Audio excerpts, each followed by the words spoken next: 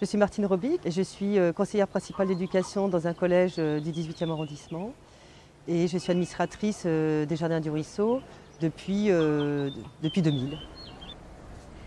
En tant qu'habitante, j'ai milité pour que ce jardin pédagogique soit créé, pour que les enfants soient vecteurs de nos valeurs sur l'environnement. Et dès qu'on a eu l'accord de la ville de Paris pour un jardin pédagogique,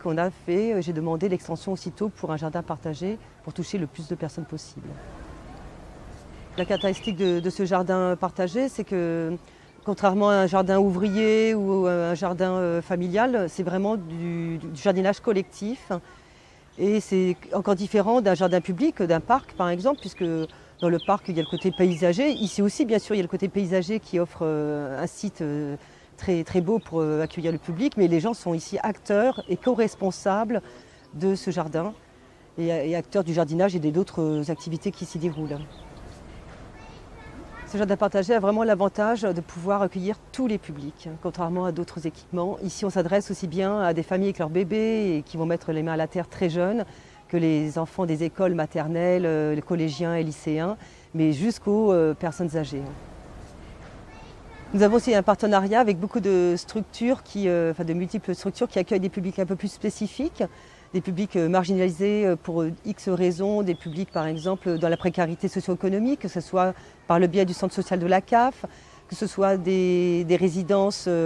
qui permettent des hébergements à des personnes éventuellement sans domicile fixe, que ce soit des personnes handicapées mentales qui ont besoin de sortir aussi de leur structure médicalisée pour être à nouveau confrontées à une vie ordinaire mélangée avec un public complètement ordinaire dans la vie de tous les jours. Une des spécificités de ce jardin partagé, c'est qu'il est aussi dans un lieu un peu emblématique, un peu particulier, qui est avec les rails à côté, qui est évocateur de voyage, qui est très ouvert, très grand,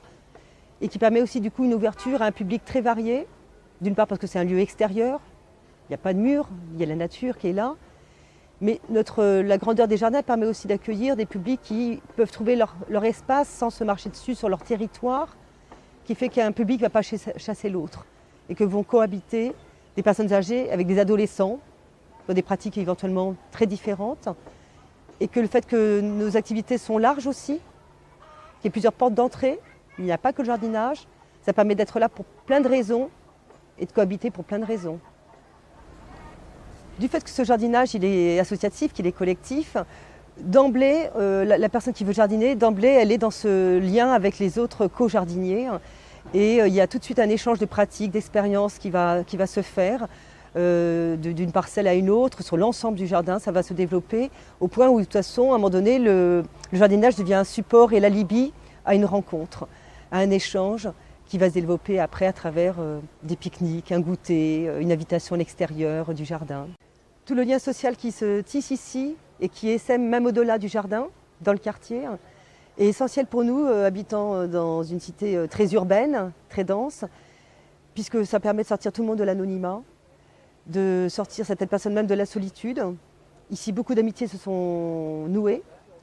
et fait qu'après, dans le quartier, on se rencontre à nouveau, qu'on se reconnaît, que la ville devient un village et ça devient essentiel pour l'équilibre de tout le monde. Et c'est pour ça aussi que nous appelons notre association les Amis des Jardins du Ruisseau.